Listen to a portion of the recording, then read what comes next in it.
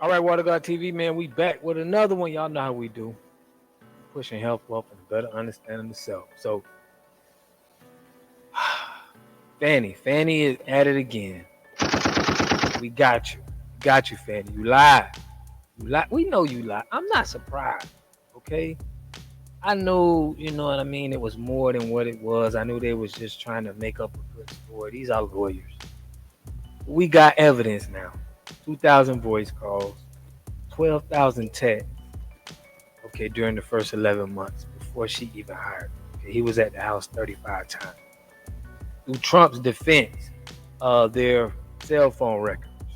Now, what is he doing around, Miss Fannie Willis' house around 3 or 4 in the morning? Like, how could y'all? I I think that you guys thought that this would never come out, but let's get into the article in the facts. I don't want y'all to just hear it out of my mouth like I'm just, saying something. I want you to let's read the facts. We're gonna get some authoritation. Okay. So in this article, and this is by USA Today, okay, it says Trump lawyer wields cell phone data in bid to discredit Georgia DA Fannie Willis in election fraud case. Okay. So Donald Trump lawyers submitted evidence Friday that a prosecutor in his Georgia election interference case visited Fulton County District Attorney Fannie Willis dozens of times before their acknowledged romantic relationship began. But it was unclear if the information would help remove the prosecutors from the case. The only reason why this wouldn't help remove the prosecutors from the case is if the judge is down with it, in my opinion. Now, the filing by Trump lawyer Steve Sato, which was based on Special Prosecutor Nathan Wade's cell phone data, suggested he was in the vicinity of where Willis was staying 35 times from April through November 2021. Two of the occasions were late at night. Late at night, y'all. So we ain't stupid. We know what it is. We know when you around somebody's house late at night. We know what's going on. You ain't just around there just doing some work. This is before y'all even had the Trump case. So Willis and Wade also exchanged thousands of calls and text messages that year, filing said. Jeff DeSantis, a deputy district attorney who served as a spokesperson for the office, said prosecutors are preparing a written response for the court. All I can say is at this point is that we are required to make our response in court and are preparing response now, DeSantis said. I will share it with you when it's filed. Andrew Evans, Wade's personal lawyer on the disqualification issue, were not immediately available for content. In an effort to dismiss or at least delay Trump's trial, Fulton County Superior Judge Scott McCaffrey is considering whether to disqualify Willis and Wade from the case because of their relationship.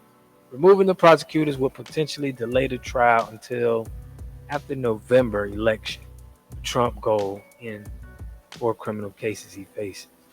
So I did a video yesterday and I talked about how Judge Scott McCaffrey donated to Fannie Willis and his wife. Shout out to the subscribers, man. One of the subscribers put on the channel that even his wife donated $100.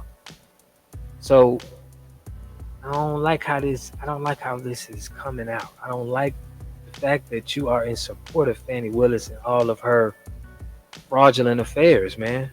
Okay, I also did a video on how she, manipulated Paul Howard, the one that the district attorney that she was under for 16 years, when she got approached by some Democrats to try to throw him under the bus, get him out of there so you can get the seat. But nobody's talking about that, and she's been accused of other things of wrongdoings, but they're not trying to bring that up. Okay, she's been crooked, man, and that's being nice. Okay, she's a manipulator. So McCaffrey set final arguments in a disqualification hearing for March 1st.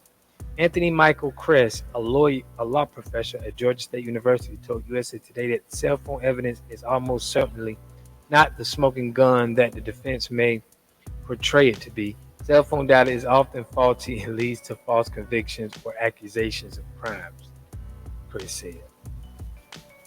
I beg to differ, man. I think they're just trying to say something to get up out of there. The question would B, does Judge McAfee want to reopen the eventuary hearing and allow for all of that? Bree said. Or does he want to basically say that's enough and say it's not admitted into evidence but weigh it accordingly? Sato has offered to have a cell phone expert testify at the judge convenes. Trump and his remaining 14 co-defendants are charged with a racketeering conspiracy to try to steal the 2020 election. Each has pleaded not guilty. 4 initial co-defendants have pleaded guilty and are cooperating with the prosecution. Okay, so Willis, Wade, each denied romantic relationship began before she hired him to prosecute Trump. Y'all look at my video. I said, I just don't think that's true. It's no way. It's no way you would have picked him and then paid him all of that money. I think it was a plan beforehand, right? So, after she hired him, Willis and Wade each testified under oath at a hearing last week that the romance ran from spring 2022 to summer 2023 after she hired him November 1st, 2021 to work on the Trump case. Okay, so Trump lawyer accuses prosecutor Wade of lying. So this is what the team found.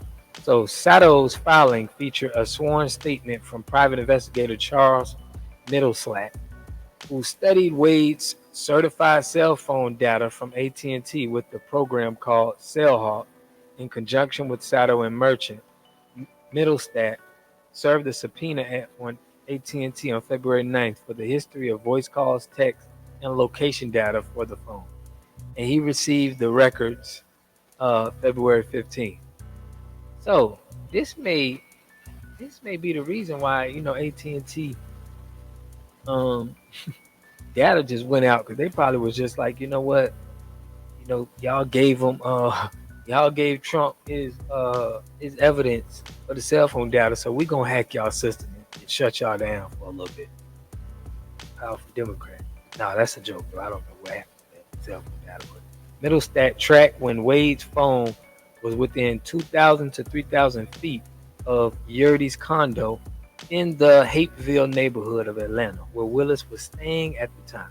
CellHawk is considered by law enforcement to be the gold standard in cell phone records and analytics, he said in the statement. Now, what does Wade's cell phone data show? The analysis revealed that Willis and Wade exchanged 2,000 voice calls and 12,000 text messages during the first 11 months of 2021. 12,000 texts, 2,000 voice calls. Come on now. Now, narrowing the search to April 1st to November 30th, 2021, the analysis found 35 times Wade's phone was near where Willis was staying, according to Middlestat. One visit was from 10:45 p.m. From September 11th to 3:28 a.m. and September 12th, according to Middlestat. The other was from 12:43 a.m. to 4:55 a.m. on November 29th, according to Middlestat. Priest, the Georgia State University law professor who attended both days of the evidentiary hearing, said Wade admitted being at Willis' apartment about 10 times or so before he was hired. The larger number could have resulted from a bad recollection and is unlikely to make a significant difference to the judge. Willis and Wade had been friends and he was battling cancer, so the two could offer alternate explanations as to why he was there other than that they were having a romantic relationship. If the cell phone records ultimately helped prove that Wade and Willis were lying about when their affair started, Priest said the far more important issue for McAfee to consider is deciding whether to disqualify them will be when they ended the relationship. So Willis and Wade have said that their romantic relationship ended before Trump was indicted in August 2023. The judge could be hard-pressed to determine that they were intentionally keeping the case going in order to derive financial benefit from their personal and romantic relationship. So, like we said, guys, this definitely is, they're trying to hide something. Their phone records is showing this. Okay, they said it was actually a message, but it was like, "Good night, I made it home safe." We know what this is. We all been there. We all done this. We not stupid. Don't try to play on our intelligence. That's when I think they need to get the book thrown at them. When you just playing with my intelligence, you know, you just, I supposed to be, like I was born yesterday.